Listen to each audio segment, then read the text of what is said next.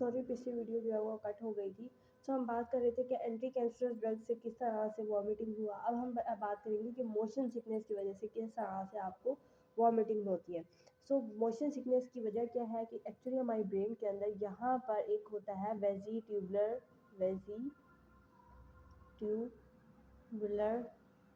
Apparatus. ये वेजिटेबुलर apparatus क्या करता है, देखिए मॉर्निंग सिकनेस क्या है कि जब भी आप कोई ट्रैवल करने जाते हैं जहाँ पर बहुत मोड़ आते हैं और आप उन मोड़ों से जब गुजरते हैं तो आपका बैलेंस नहीं रहता है, ठीक है। सो एक्चुअली ये क्या है कि आपका एयर के अंदर, ठीक है, यहाँ पर मैं बना देती हूँ, लेट्स सपोज कि ये आपका एयर है। इस एयर के अंदर आपको पता है कि आपके पास वेजिटेबुलर कोक्लाई होता है, ठीक है, ये बात आपको पहले से पता होनी चाहिए। सो एयर के बिल्कुल लास्ट पार्ट के अंदर वेजिटेबुलर अपरेटस कोक्लाई होता है। उसका काम है कि आपका बैलेंस मेंटेन करना, ठीक है। अब जिन लोगों को मॉर्निंग सिकनेस की डिजीज़ होती है उनके अंदर वो जो वेजिटेबुलर कोक्लाई है वो बैलेंस मेंटेन नहीं कर रहा होता, वो बैलेंस मेंटेन नहीं कर रहा। अब यही जो यहाँ से जो है उसके बोनी इनर ईयर के स्ट्रक्चर से नर्व आएंगी और वो नर्व कौन सी होगी, क्रेनियल एट नर्व। क्रेनियल की एट नर्व आएगी और ये नर्व आपकी वेजिटेबुलर अपरेटस के पास जाएगी कुछ इस तरह से। और जैसे ही आपके वेजिटेबुलर अपरेटस इसमें स्टिमुलेट होगा, आप लोगों ने याद रखना है कि जो वेजिटेबुलर अपरेटस है ये प्रेजेंट कहाँ है, पोन्स के अंदर ये प्रेजेंट है। यहाँ पर आप देख सकते हो कि ये एरिया पोन्स का है, तो ये पोन्स के अंदर प्रेजेंट है और इसके ऊपर जो है कई सारे रिसेप्टर्स अटैच होते हैं। तो जब जैसे ही क्रेनियल नर्व नंबर 8 वो जब आपके पास यहाँ पर, अच्छा क्रेनियल 8 का नाम क्या है, उसका नाम ही वेजिट्यूबुलर नर्व है। तो वही जो क्रेनियल 8 नर्व है वो वेजिट्यूबुलर नर्व इसको हम कहते हैं, वो जाएगी वेजिट्यूबुलर अपरेटस जो पोन्स के अंदर है उसको एक्टिवेट करेगा और किस रिसेप्टर पे बाइंड करेगा, ठीक है ना। ये नर्व आपकी जाएगी और स्टिमुलेट करेगी एक रिसेप्टर के ऊपर। अब इस वेजिट्यूबुलर अपरेटस के ऊपर रिसेप्टर प्रेजेंट है।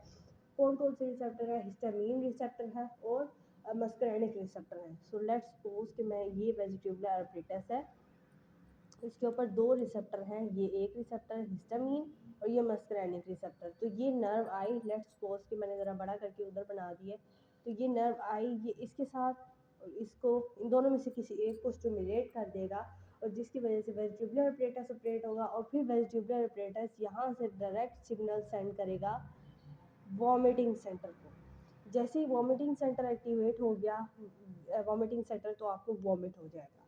सो ये थी रीज़न आपकी मॉर्निंग सिकनेस के पीछे कि किस तरह से मॉर्निंग सिकनेस के अंदर आपको वॉमिटिंग क्यों आ रही है, ये पूरा मैंने मैकेनिज्म समझाया। अब आपने मॉर्निंग सिकनेस के अंदर इस वॉमिटिंग को इनहिबिट करना है, तो आप क्या करेंगे, ये जो हिस्टामिन और मस्करेनिक रिसेप्टर अटैच है इनको ब्लॉक कर देंगे। ये ब्लॉक हो गए तो ना वॉमिटिंग सेंटर के ऊपर सिग्नल जाएगा ना वॉमिटिंग होगी। इस तरह से हम वॉमिटिंग को इनहिबिट कर सकते हैं। सो इसलिए एंटी एमेटिक ड्रग पढ़ने से पहले आपको ये मैकेनिज्म समझना ज़रूरी है कि आखिर हो क्या रहा है, ठीक है।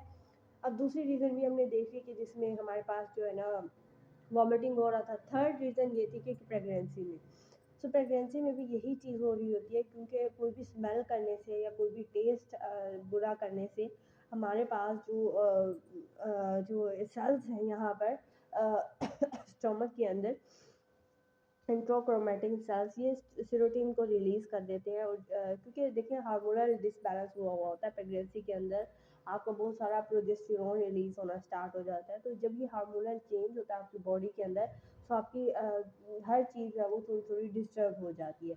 तो आप कुछ भी खाते हैं वो जाके आपकी स्टमक की इंट्रोक्रोमैटिन सेल्स जो है वो स्टिमुलेट हो जाते हैं, वो सेरोटिन रिलीज़ करेंगे। सेरोटिन को आपको डायरेक्ट पता है कि वो वेजिटेबुलर अपरेटस के ऊपर जाएगी और अपना काम दिखाएगी और वॉमिटिंग होगी। सो ये था प्रेगनेंसी के पीछे। अब हमने बात की है कि आफ्टर सर्जरी भी होती है।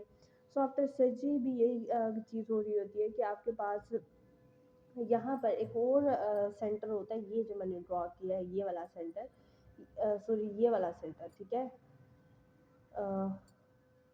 ये एरो इसी तरफ नहीं आएगा, वेजिटेबुलर अपरेटस ये वाला है, ठीक है। ये वाला जो सेंटर है ये क्या है, इसको हम कहते हैं CTZ एरिया। CTZ एरिया इसका पूरा नाम है कीमियो रिसेप्टर ट्रिगर जोन। सो कीमियो रिसेप्टर ट्रिगर जोन ये हमारे पास प्रेजेंट होता है। अच्छा, एक चीज़ याद रखनी है कि देखिए मैंने जब वॉमिटिंग सेंटर बनाया वो भी मेम्ब्रेन के अंदर था। ये वाला अपरेटस ये मैं बाद में आपको पढ़ाऊँगी, वो भी वॉमिटिंग सेंटर के अंदर है, मतलब मेम्ब्रेन के अंदर है। ये वेजिटेबल अपरेटस भी अंदर है, लेकिन ये मेम्ब्रेन के थोड़ा से बाहर है, अगर आप उसको गौर से देखें तो। ये हमारे पास ब्लड ब्रेन बैरियर के बाहर प्रेजेंट होता है। ठीक है, कहाँ प्रेजेंट है? सीटीजी एरिया हमारे पास ब्लड ब्रेन बैरियर के बाहर प्रेजेंट है, और वो इस तरह की जो है ना वो चीज़ें कर रहा है। ठीक है, अब हम लोग बात करते हैं कि इसके ऊपर कई सारे रिसेप्टर प्रेजेंट होते हैं। अब ना ये मैं एयर वाला जो है वो मिटा रही हूँ ताकि मैं आपको दिखा सकूँ कि इसके ऊपर कौन कौन से रिसेप्टर हैं। ठीक है, सो आई होप कि आप लोगों ने ये चीज़ें गौर कर ली होंगी। अब ठीक है, सो हम इस रिसेप्टर की बात कर रहे हैं कि ये सी टी जी एरिया है। इस सी टी जी ई एरिया के ऊपर बहुत सारे रिसेप्टर अटैच हैं। कौन कौन से रिसेप्टर हैं? ठीक है, सबसे पहला इसके ऊपर आ जाता है हिस्टामीन रिसेप्टर। ये है हिस्टामीन रिसेप्टर। क्या है? इसको आप H1 रिसेप्टर, आर से मैं रिसेप्टर लिखूंगी, H1 रिसेप्टर है। इसके ऊपर एक और रिसेप्टर प्रेजेंट होता है जिसको आप कहते हैं सीरोटीन थ्री टाइप 3 रिसेप्टर।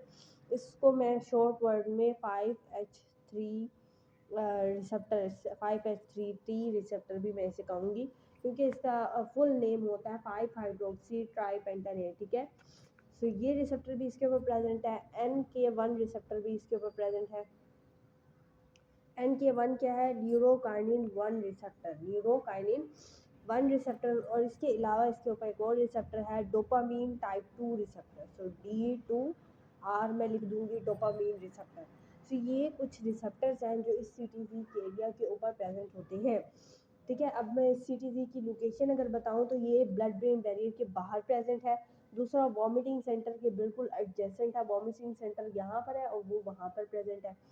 ठीक है, ये क्या करता है? अब जैसे ही कोई भी चीज़ इन रिसेप्टर को एक्टिवेट करेगी, ठीक है, लेट्स सपोज कि सर्जरी के बाद भी आपको जब वो होश आना होता है तो आपके क्या होता है कि जो भी चीज़ आप खाते हैं वो जाके स्टिमुलेट करेंगी सीरोटोनिन को। ये सीरोटोनिन जाके बाइंड कर जाता है, एक तो ये वॉमिटिंग सेंटर पे भी बाइंड कर सकता है, दूसरा ये सीरोटोनिन यहाँ पर इस रिसेप्टर पे भी बाइंड कर सकता है। इन रिसेप्टर का नाम ही सीरोटोनिन टाइप 3 रिसेप्टर है।